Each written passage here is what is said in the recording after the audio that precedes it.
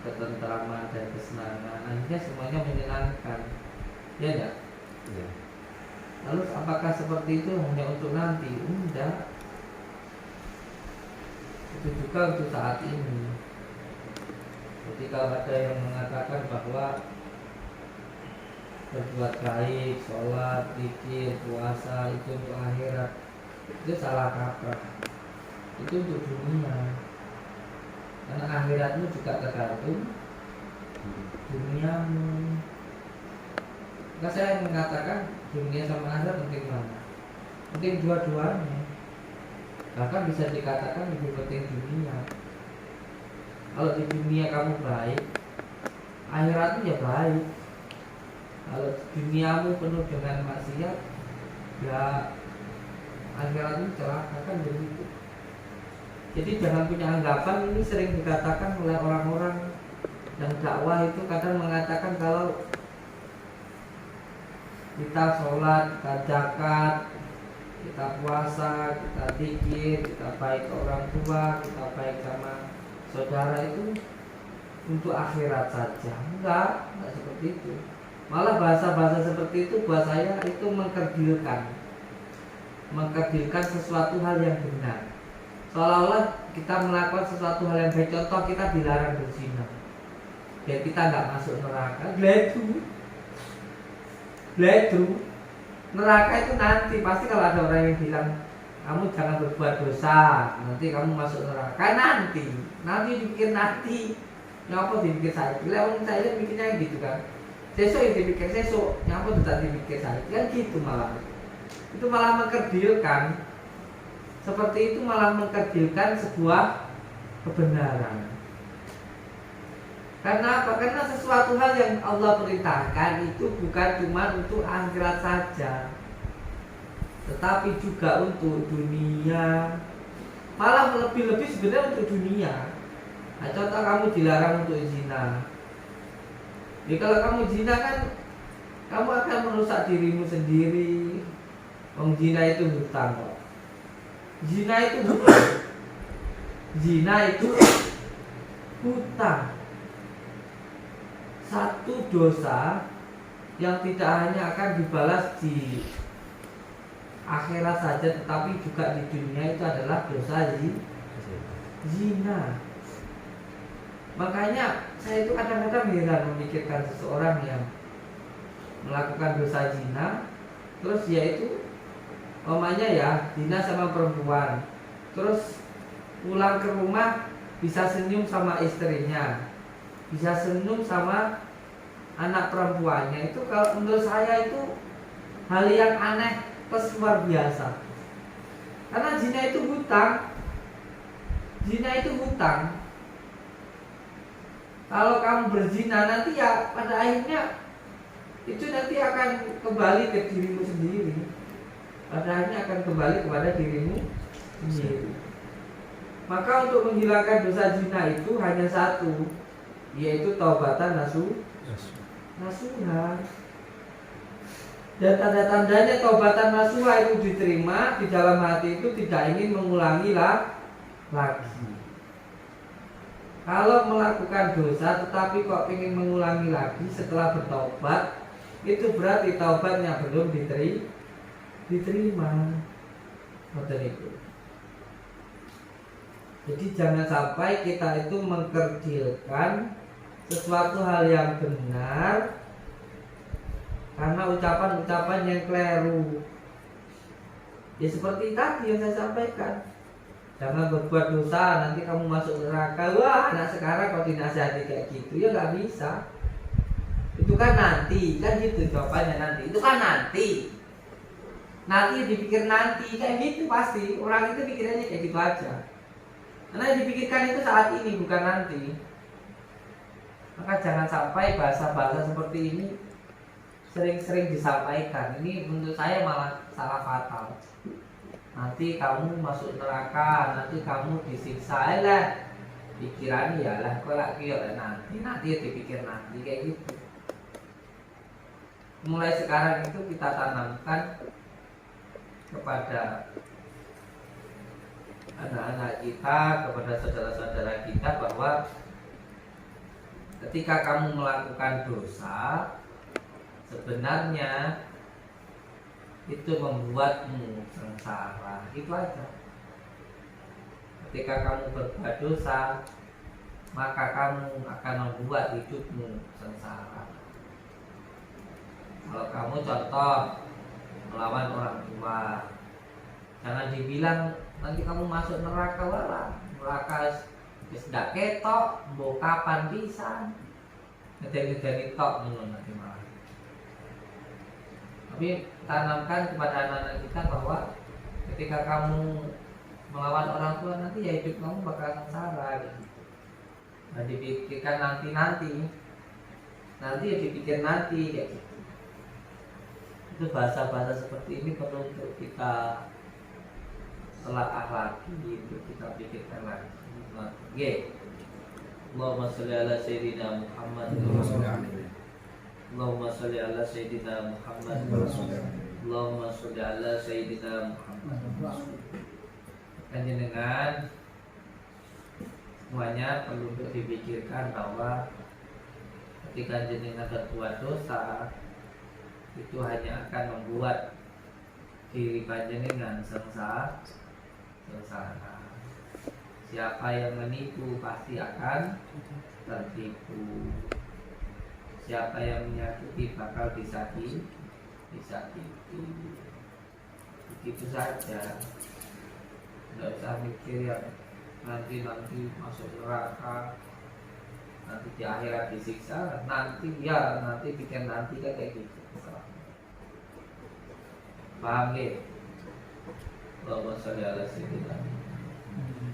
Allahumma sholli ala sayyidina.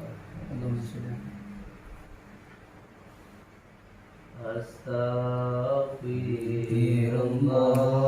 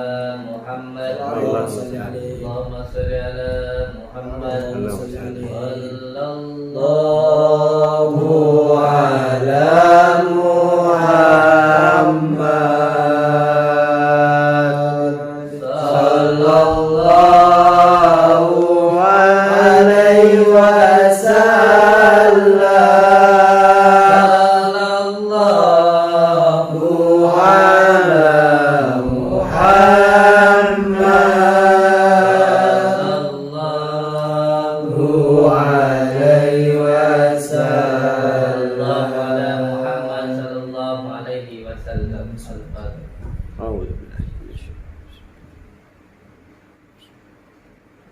Sholawat Jibril. Sampai ngertos le sholawat Jibril.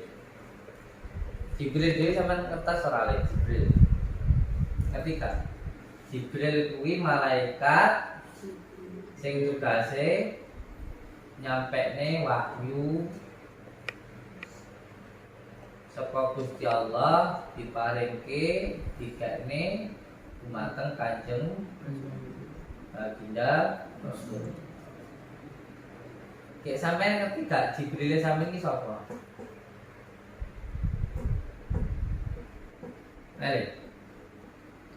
Ngerti apa enggak?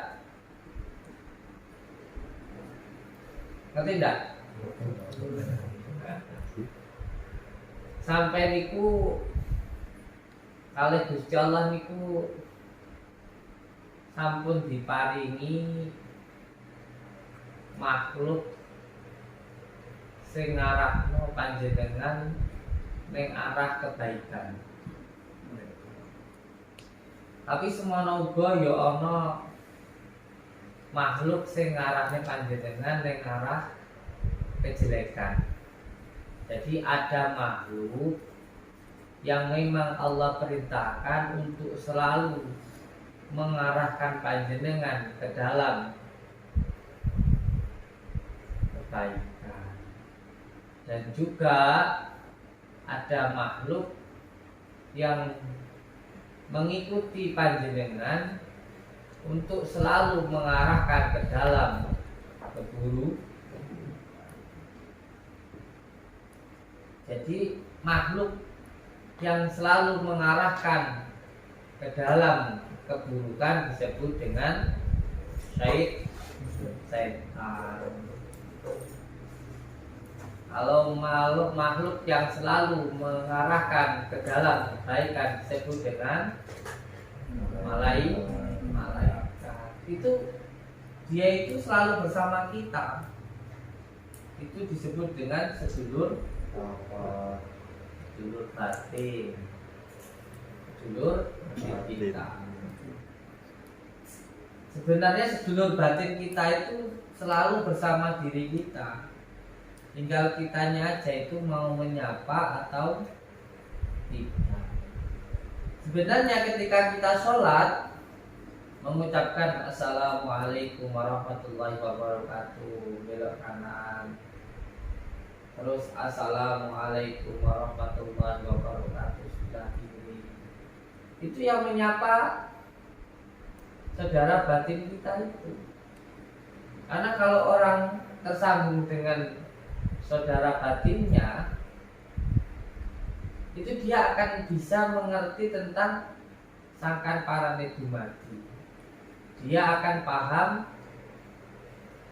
apa tujuan hidupnya, akan mengarahkan ke dalam kebaikan. Dan orang-orang yang selalu tertipu, orang-orang yang selalu diapusi, dikhianati, selalu menderita sial, itu karena apa? Karena dia itu nggak nyambung dengan saudara batinnya. Nah, sekarang bagaimana caranya untuk menyambungkan dengan saudara batin kita? Yang pertama, kita harus sering-sering menyapa. Makanya jenengan yang sudah dapat ijazah dari saya, kalau tiba-tiba ketika zikir kok pengen ngucapin salam, Assalamualaikum warahmatullahi wabarakatuh, Assalamualaikum warahmatullahi wabarakatuh, itu seperti terpusat di bagian-bagian tubuh kita, itu dilakukan saja. Saya sendiri sering kalau lagi pikiran itu tiba-tiba ngucapin salam sampai berpuluh-puluh kali. Sampai berpuluh-puluh kali mengucapkan salam, Assalamualaikum warahmatullahi wabarakatuh, untuk diri kita sendiri. Dan nanti kadang-kadang Assalamualaikum ayyuhan nabi warahmatullahi wabarakatuh, Assalamualaikum wa ala ibadillahi sholihin, Asyhadu an la ilaha illallah wa asyhadu anna Muhammadar Rasulullah. itu terus terulang, terus berkali-kali seperti itu. Atau bahkan panjenengan saya minta setiap di hari kelahirannya itu kalau malam disediakan kembang kantil, kembang mawar, kembang kenongo, kembang kantil, kembang mawar, kembang kenongo. Terus juga disediakan bubur merah, bubur putih. Jadi setiap hari kelahiran yang jenengan. Kalau itu istiqomah dilakukan, maka nanti akan nyambung dengan sedulur batinnya panjenengan. Dan orang kalau nyambung dengan sedulur batinnya, pasti hidupnya itu terarah. Karena itu nanti yang akan mengarahkan ke dalam kebaikan. Nanti ya, Allahumma sholli ala sayyidina Muhammad. Waalaikumsalam.